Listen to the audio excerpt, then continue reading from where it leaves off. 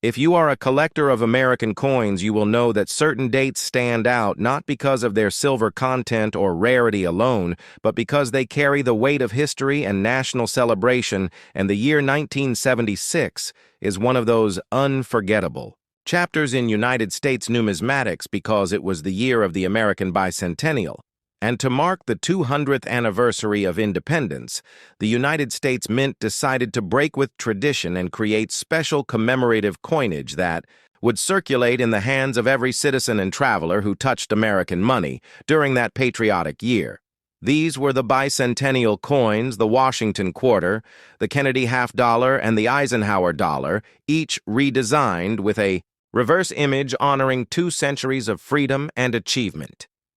The Washington quarter of 1976 is perhaps the most widely recognized among them, for it carried a unique reverse designed by Jack L. R., showing a colonial drummer standing proudly, with a victory torch encircled by 13 stars representing the original colonies.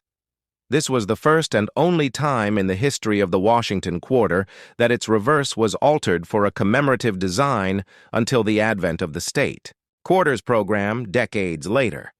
And because of this, the 1976 quarter has captured the imagination of millions of collectors and historians alike. The obverse continued to bear the portrait of George Washington, sculpted by John Flanagan, but with the important inscription of the dual date, 1776-1976, which itself sets this coin apart from all others. When we dive into the story behind the 1976 Washington quarter, we uncover a broader narrative of how the Mint sought to involve the American public in the creation of these designs. The Treasury Department opened a national competition, inviting artists to submit reverse designs for the 3 denominations, and hundreds of entries were received. The winning design for the quarter by R. was selected because it symbolized not only the martial spirit of the Revolution, but also the civic pride of ordinary Americans who had fought for independence. The drummer boy is not a specific person, but a symbol of youthful patriotism echoing the sounds of freedom that marked the Revolutionary War.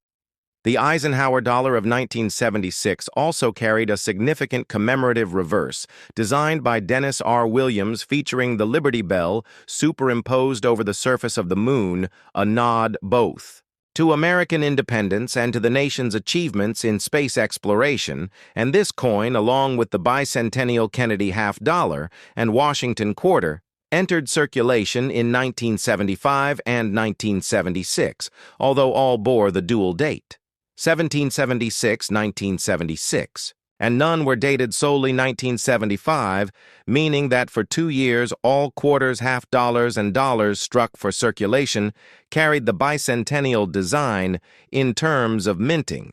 The bicentennial quarters were produced in massive numbers at the Philadelphia Mint and the Denver Mint for circulation, while the San Francisco Mint struck proof issues and special collector versions, including silver-clad compositions of 40% silver sold in sets for numismatists.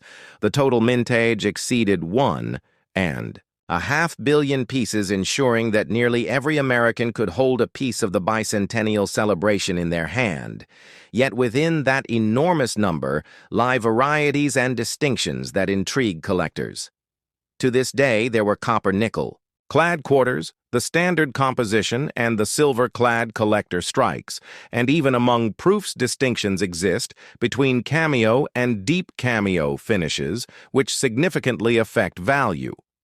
The 1976 Eisenhower dollar carries an equally rich story. Its obverse retained the portrait of President Dwight D. Eisenhower, designed by Frank Gasparo, while the reverse carried Williams's Liberty Bell and Moon design, which symbolized the past and future, the struggle for independence, and the achievement of Apollo. These dual symbols linked America's founding with its modern triumphs, a statement that the spirit of 1776 continued into the space age. Like the quarter, the dollar was struck in circulation, clad and in 40% silver collector versions, including uncirculated and proof issues.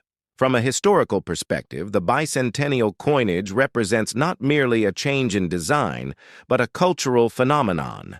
The Mint had never before attempted such a wide-scale commemorative program distributed in everyday change, and the public response was extraordinary. People saved these coins by the millions, and even now, 40 years later, the Drummer Boy quarter is still found in circulation, though many examples are hoarded in jars, drawers, and albums. By Americans who remember the excitement of the bicentennial year, for the numismatist, the 1976 bicentennial quarters and dollars present layers of study from the artistry of the design competitions to the minting techniques of the mid-1970s to the collector sets that are today valued not for rarity, but for their connection to history. The 40% silver sets especially remain popular among collectors, and while they are not considered rare, their historical weight ensures they will never be forgotten.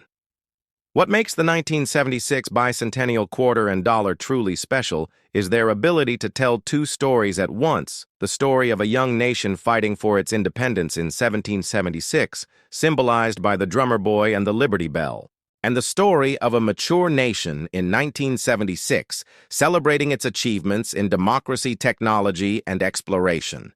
These coins are not just money. They are miniature monuments passed from hand to hand across the nation. They capture the spirit of a year. When America looked back on 2 centuries of struggle and progress and looked forward with hope. Collectors today often ask about value and rarity, and while circulated bicentennial quarters remain common, certain proof, silver versions can fetch higher prices depending on condition, cameo quality, and packaging. The Eisenhower bicentennial dollar similarly has collector premiums for high-grade silver proofs, especially deep cameo examples graded by professional services. But the greatest value of these coins may not lie in the marketplace at all, but in the cultural memory they carry. Imagine yourself in 1976, standing in line at a diner paying for your coffee and receiving a shiny new quarter with a drummer boy reverse in your change. The sense of national pride that surged in those years of celebration of parades, fireworks, and patriotic displays was mirrored in those coins. You could hold that history in your hand, and it made the bicentennial celebration tangible. The legacy of the 1976 bicentennial coins remain strong because they mark a moment when the Mint bridged the gap between everyday currency and historical commemoration, ensuring that millions of Americans could share in the bicentennial no matter who they were, where they lived, or how much money they had. And as such, the 1976 Washington quarter and Eisenhower dollar remain not only artifacts of numismatic interest, but treasures of national memory destined to be studied, preserved, and cherished for generations. The story of the 2007 Wyoming State Quarter is not just the story of a coin, it is the story of the American West, the rugged land of cowboys and open plains, and the enduring symbol of independence that has shaped both state and national identity. When the United States Mint launched the 50-state quarters program in 1999, it was one of the most ambitious and widely successful coin programs in American history, and by 2007, the series had already captured the imagination of millions of collectors and everyday Americans who eagerly awaited the release of each new design. Wyoming was the 44th state to enter the Union in 1890, and it became the 44th state honored in the quarter series. And with its release in 2007, the coin instantly stood out for its striking simplicity and bold representation of the cowboy heritage that Wyoming holds so dearly. The design features the legendary bucking horse and rider, a symbol that has long been associated with Wyoming and its deep-rooted cowboy traditions. This emblem is not just a decorative choice. It is a symbol that has been a part of Wyoming's culture for over a century, representing freedom, hard work, and the enduring frontier spirit. To understand why the Wyoming quarter looks the way it does, one must go back to the history of the bucking horse and rider symbol. It first appeared around World War I as a mark of identity for Wyoming soldiers, and it later became an official state trademark. By 1936, it has appeared on license plates since 1936 and is one of the most recognized state symbols in the entire United States. The cowboy image represents the untamed spirit of the West, and it perfectly captures the identity Wyoming has built over generations. The coin also includes the words, "the equality state," a reminder that Wyoming was the first state to grant women the right to vote in 1869. This bold move earned Wyoming its nickname as the Equality State and placed it at the center of American history as a pioneer in the women's suffrage movement. The combination of the bucking horse and rider and the Equality State motto makes this coin a powerful tribute to Wyoming's cultural and political identity. The production of the Wyoming quarter was carried out at both the Philadelphia and Denver mints in 2007, with hundreds of millions struck for circulation. The mintage numbers were impressive. Philadelphia produced over 250 million coins, while Denver produced more than 220 million. This massive production ensured that the Wyoming quarter circulated widely across the nation and became one of the most accessible coins in the entire series. Yet, despite the high mintage, certain versions and errors have made this coin especially intriguing for collectors. One of the most discussed aspects of the Wyoming quarter design is its extreme simplicity. Some praised the coin for its bold and clean image, while others criticized it for being too plain.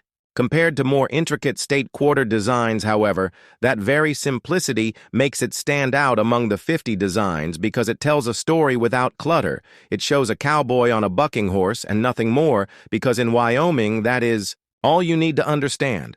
The spirit of the land collectors today look for special varieties of the 2007 Wyoming quarter, including error coins such as doubled dies, die cracks off center strikes, and missing clad layer errors, which can make ordinary-looking quarters worth much more than face value.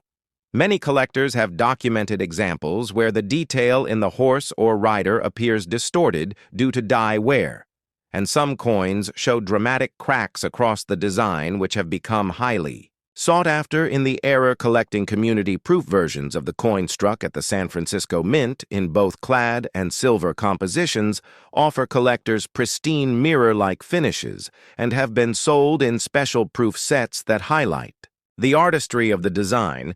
But to fully appreciate the Wyoming quarter, one must place it within the broader story of the 50 State Quarters program. This program transformed modern coin collecting. It introduced millions of new hobbyists who suddenly found themselves checking their change for the next design. Kids, parents, and grandparents all joined in the hunt. The state quarters told the story of America one state at a time, and in doing so, they created a living history lesson that people carried in their pockets. Wyoming's coin with its cowboy imagery carried that story forward by representing not only state pride, but also national heritage. The symbolism of the coin also connects to Wyoming's history of rugged independence, its vast landscapes, its reliance on ranching and energy industries, and its role in shaping the myth of the American cowboy. The bucking horse image is reminiscent of rodeos, which remain an important cultural event across the state. Wyoming is also home to Cheyenne Frontier Days, one of the largest rodeo celebrations in the world. And when people hold the 2007 quarter, they hold a piece of that tradition. The release of the coin in 2007 was met with ceremonies, celebrations, and statewide pride. Governor Dave Freudenthal and other state leaders hailed the design as a timeless reflection of Wyoming culture. Schools and communities used the coin as a teaching tool to highlight state history and the importance of its symbols, and collectors lined up to purchase rolls and bags directly from the U.S. Mint, ensuring that the Wyoming quarter would be preserved for future generations. When we break down the historical importance of the Wyoming quarter, we see that it is more than just a coin. It is a teaching tool, a collector's item, and a cultural icon. It represents the courage of pioneers who settled the land, the women who fought for equal rights, and the cowboys who rode the open range. Its design is simple, but its meaning is profound. 4. A 2-hour documentary-style video.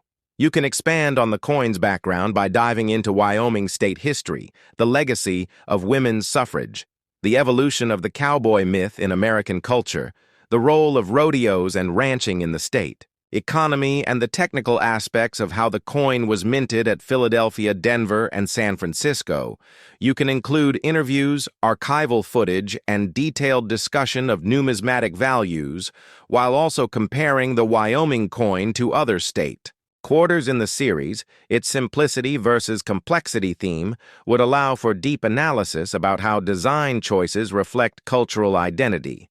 The Wyoming State Quarter of 2007 remains one of the most memorable coins of the 50 State Quarters program, not because it is the most complex or detailed, but because it strips away everything unnecessary and presents the raw symbol of the cowboy rider and horse, reminding everyone who sees it of the wild freedom and rugged independence that defines Wyoming and, by extension, the American West. This is why the coin has endured as a favorite among collectors and enthusiasts, and why its story can fill not just a video, but a lasting memory of American heritage carried in our pockets. Imagine holding in your hand a small, silver-colored coin that tells a story not just of money, but of heritage, of pride, of culture, and of the land itself. The Idaho State Quarter, released in 2007, is far more than just 25 cents. It is a window into the soul of a state that is often called the gem. State, a place of natural beauty, rich history, and strong identity. This coin, minted as part of the United States Mint's ambitious 50 State Quarters program, became a symbol of Idaho's story told through carefully chosen design elements that still captivate collectors, historians, and everyday people alike. The program itself, which began in 1999, was one of the most successful coin programs in American history, designed to release 5 new state quarters each year, in the order in which states entered the Union. Idaho entered in 1890 as the 43rd state, and so its coin was scheduled for 2007, nearly 2 decades after the program was first envisioned. The design of the Idaho Quarter is striking, immediately recognizable, and deeply symbolic. The most dominant feature is the peregrine falcon, depicted with its wings spread wide. The falcon is shown in exquisite detail, looking fierce and determined, a choice that reflects Idaho's connection with wildlife preservation and the natural world. The peregrine falcon had once been driven to near extinction in the United States during the mid-20th century due to the widespread use of pesticides, but through conservation efforts, the species rebounded and became a national symbol of resilience and survival. Idaho played a special role in these recovery efforts, and thus the choice of the falcon was more than fitting.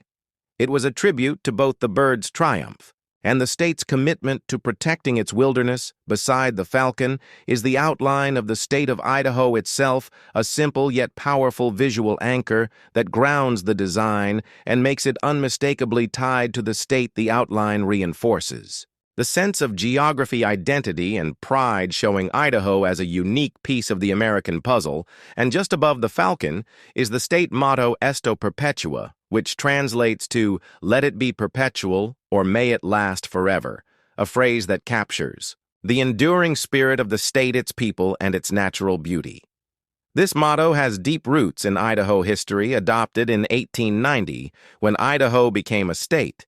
It reflects the desire for lasting prosperity, justice, and preservation of the land.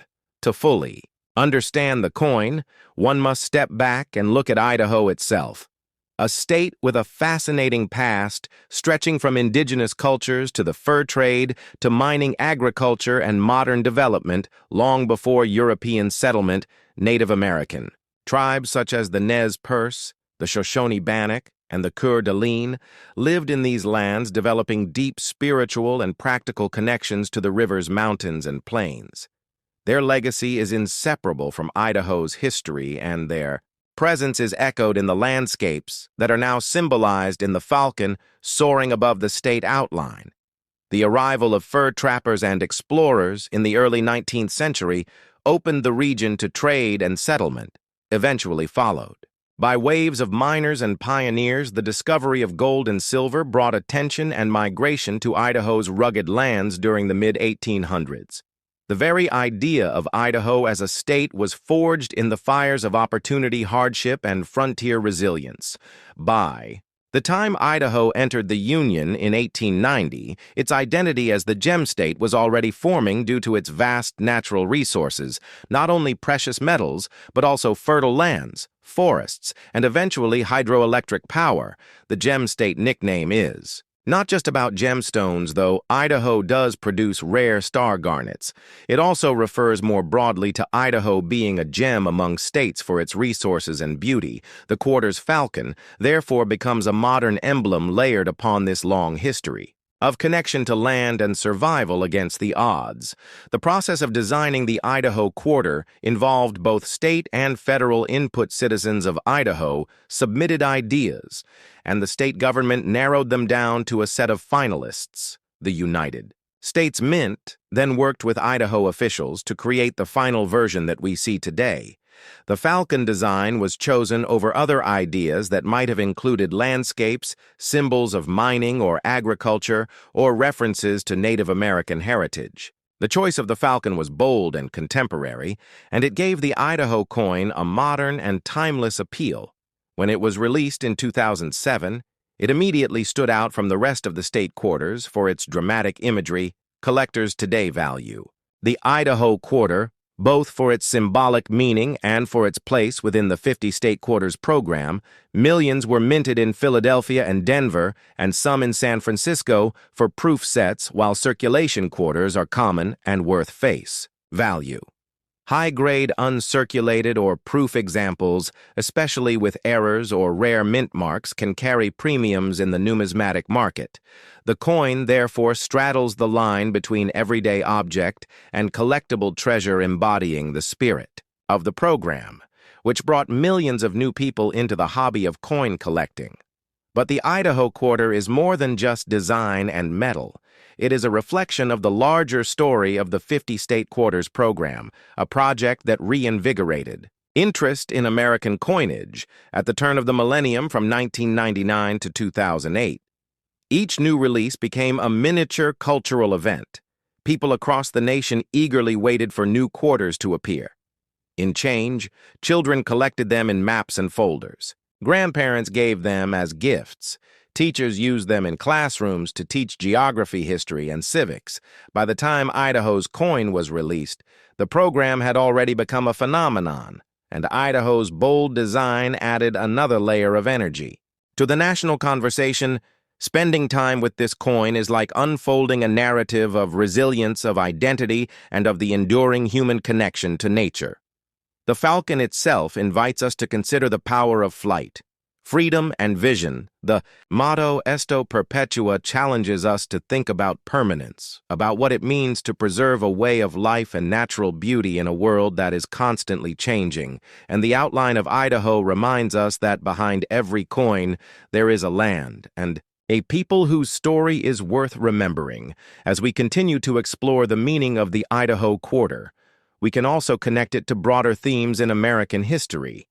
The revival of the peregrine falcon parallels the revival of interest in conservation. Across the United States during the late 20th century, the environmental movement gained momentum, leading to legislation such as the Endangered Species Act of 1973. Idaho's Quarter, therefore, is not just about one bird, it is about a national story of ecological awareness and responsibility. When we think about the long arc of Idaho's history, from the first peoples who walked its valleys to the pioneers who braved its mountains, from miners searching for fortune to modern conservationists striving to protect its treasures, we can see that the Idaho Quarter is not simply a coin, but a canvas of identity. It bridges the past with the present and invites us to carry its message into the future. In this way, the Idaho Quarter, like the motto etched upon it, may itself be perpetual, living on in the hands of collectors, in the pockets of citizens, and in the history of the United States Mint.